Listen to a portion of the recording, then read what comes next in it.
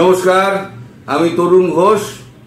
আচ্ছা, এই যে ভিসা দেওয়া বন্ধ হয়ে গেছে অনির্দিষ্টকালের জন্য, তাতে বাংলাদেশি হিন্দু যারা রয়েছেন তারা কমেন্টে প্রচুর তাদের উৎকণ্ঠা নিয়ে আমাকে প্রশ্ন করছেন যে আমাদের কি হবে। আপনারা নিশ্চিন্তে থাকুন, আপনাদের জন্য একটা ভিন্ন ব্যবস্থা সরকার ভাবছে। অলরেডি ভাবার একটা পর্যায়ে চলে এসছে। এখন একটা লাইন আপ করে একটা গভর্নমেন্ট নোটিফিকেশন বার করতে হবে। আমি যেটা বলছি খুব মন দিয়ে শুনুন, আমার এই ভিডিওটা সংরক্ষণ করে রেখে দেবেন এবং পুরোটা শুনবেন, এক বিন্দুও বাদ দেবেন না। আপনাদের কি কি করতে হবে না করতে হবে আমি সব বলে দেবো। ভবিষ্যতে যদি আপডেট হয় সেই আপডেটও আমি দিয়ে রেখে দেবো, যার জন্য ভিডিওটা সংরক্ষণ করে রাখবেন। তখন আমার হাতে এই কথাগুলো যেগুলো বলছি সেগুলো আর মনে থাকবে না। আচ্ছা, প্রথম কথা হচ্ছে, সরকার একটা নীতি নিয়েছে। সেই নীতিটা কি এখনো পর্যন্ত পরিষ্কার হয়নি এবং আমিও পুরোটা জানি না, আর আমাকে বলবেও না। আমি এদিক ওদিক টুকটাক শুনে টুনে আমি আপনাদের মোটামুটি কিছুটা বলার চেষ্টা করি, কিন্তু আমি কে সরকারের যে আমাকে বলবে? আমি একজন কুচো চিংড়ি মাছের মতো এক সাংবাদিক, আমার সোর্স আমার কতটুকু। তো যাই হোক, একটা গাইডলাইন তৈরি করা হচ্ছে। সেই গাইডলাইন অনুযায়ী কি করে আপনাদের তুলে আনা যায়, দু তিনটে অপশন রাখা হচ্ছে। একটা হচ্ছে ভারতবর্ষে এনে আপনাদের স্থায়ীভাবে ভারতবর্ষে রাখা। 2 নম্বর হচ্ছে বাংলাদেশের মধ্যে 2-3টে জায়গাকে দখল করে নিয়ে সেখানে টোটাল হিন্দুদের নিয়ে চলে আসা। তার জন্য যা খরচাপাতি আছে, ঘর বাড়ি তৈরি করা, তারপরে যা আনুষঙ্গিক যে সমস্ত ব্যবস্থা করার, সেগুলো সমস্ত ভারত সরকার করে দেবে, সমস্ত কিছু।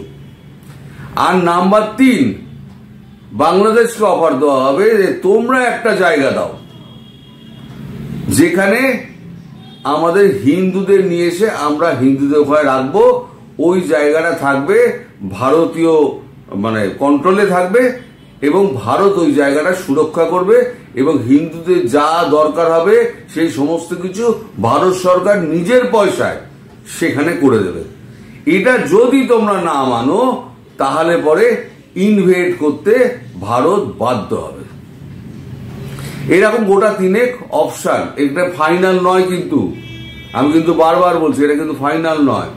তবে আপনাদের ক্ষেত্রে আমি যেটা বলবো, আপনারা যেটা করবেন, এখন থেকে যেটা তৈরি হন, সেটা হচ্ছে আপনার বাপ দাদার যে সার্টিফিকেট যদি কিছু থেকে থাকে, মৃত্যু প্রমাণপত্র, শিক্ষাগত যোগ্য প্রমাণপত্র, তারপরে আপনার যদি কোনো কুষ্টি থাকে, যা আপনার বাপ দাদার যদি কিছু থাকে সেইটা আপনারা সংরক্ষণ করুন। নাম্বার 1, যেখানে যে আলাদা করে রেখে দিন।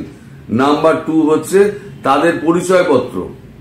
একসময় তারা তো ছিল, 71-এর পর যখন স্বাধীন হয় তখন তো একটা কিছু পরিচয়পত্র তৈরি হয়েছে, সে 80-তে হোক আর 85-তে হোক, যে পরিচয়পত্র ছিল না কেন, যদি থাকে তাহলে সেটাও রাখার চেষ্টা করবেন। নাম্বার 3 হচ্ছে আপনাদের যে জমি আছে, জমির দলিল, কত সালে কেনা হয়েছিল সেই পুরনো জমির দলিল, যেগুলো ট্রান্সফার করা হয়েছিল তার কাগজপত্র, সমস্ত কিছু এখন থেকে জোগাড় করতে শুরু করুন। কারণ এমনও হতে পারে যে বাংলাদেশি হিন্দুদের জন্য ভারত একটা স্পেশাল ভিসা কাউন্টার খুলে দিল।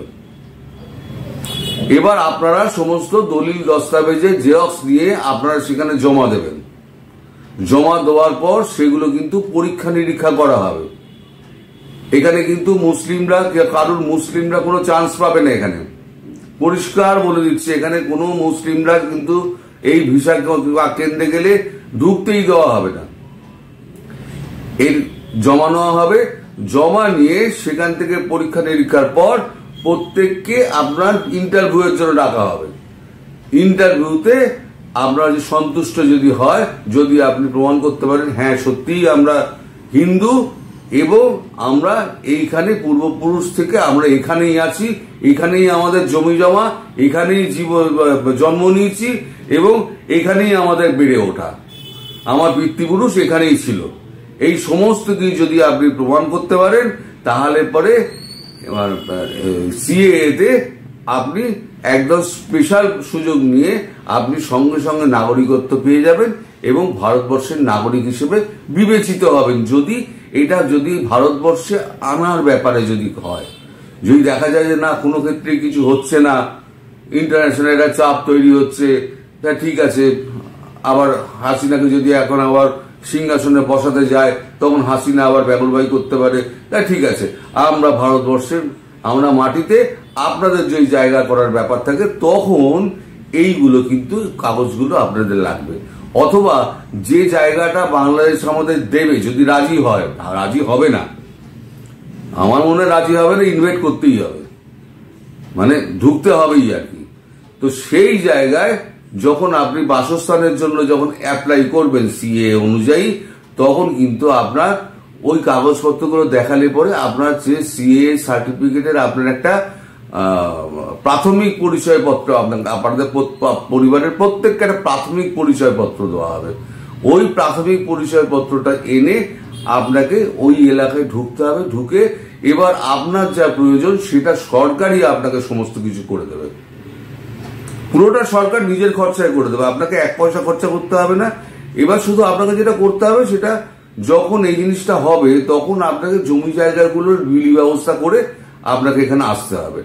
এবার এখানে এলে পরে আপনি করবেনটা কি, এটা তো একটা কথা, এখানে এসে করবেনটা কি। এবার আসল প্রশ্ন সেটা হচ্ছে রুজি রোজগারের প্রশ্ন।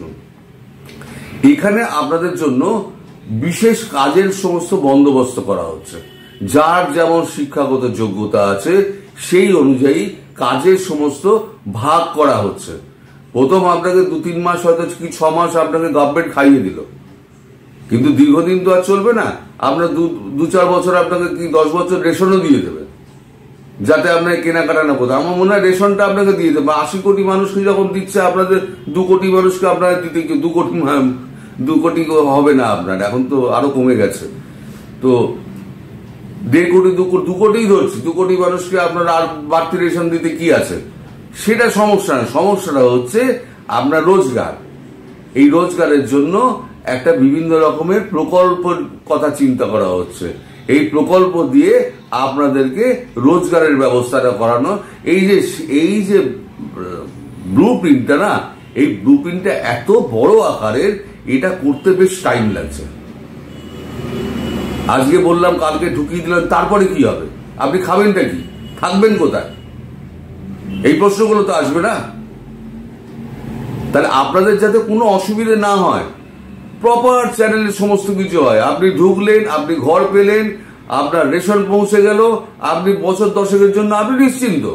এবার যেটা দরকার সেটা হচ্ছে আপনার হাতে আর্থিক সক্ষমতা, তার জন্য একটা বিকল্প আয়ের ব্যবস্থা করা। সেই আয়ের ব্যবস্থাটার জন্য একটা ব্লু প্রিন্ট তৈরি করা হচ্ছে।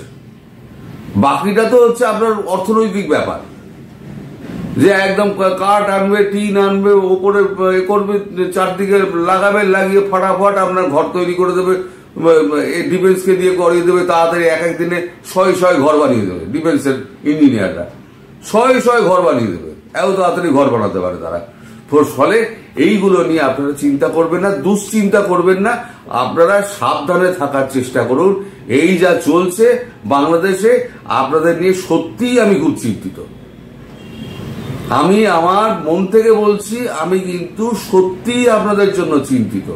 অনেকে এই বলে বেড়ায় আমরা বাংলাদেশিদের জন্য খুব চিন্তা হয়, আমাদের অমুক হয় তমুক হয়। কই বাবা, একটা তো তোমরা মিছিল বার করো না, যে বাংলাদেশি হিন্দুদের উপরে যে অত্যাচার হচ্ছে সেই অত্যাচারের নিবারণের জন্য একটা দাবি পেশ করার জন্য, দাবি সনদ পেশ করার জন্য একটা মিছিল কলকাতায় হোক, জেলায় হোক। কই হচ্ছে না তো। ওই আমি যে একটা লম্বা মামলা করেছি, ডক্টর সুব্রমণিয়াম স্বামী তিনি আমায় হেল্প করছেন, ওই মামলাটি হয়েছে, আর কিছু হয়নি। সবাই মুখেই ওই দরদ দেখায়। তো যাই হোক, আপনাদের নিশ্চিন্ত করার জন্য আমি বললাম এই ভিডিওটা সংরক্ষণ করে রাখবেন, কারণ পরের দিন যখন আমি বলবো না, মানে এবার আপডেট দেবো, তখন অর্ধেক জিনিস হয়তো আমি ভুলে যাবো, কারণ মাথার মধ্যে অনেক জিনিস ঘোরাফেরা করে, অর্ধেক জিনিস ভুলে যাবো। আর তখন এই ভিডিও এর মধ্যে কোথায় হারিয়ে যাবে, আর 15 দিন বাদে করবো না 1 মাস বাদে করবো আমি জানি না যে কবে ডেভেলপ করবে, তখন কিন্তু আমি ভিডিওটা খুঁজে পাবো না। ফলে আমি কিন্তু কি বলেছি আমি বলতে পারবো না, তখন আমার প্রশ্ন করলে আমি বিপদে পড়ে যাবো, আমি উত্তর দিতে পারবো না। সুতরাং এটা সংরক্ষণ করে রাখুন, ঠিক আছে? সবাই ভালো থাকবেন, সুস্থ থাকবেন এবং সাবধানে থাকবেন। নমস্কার।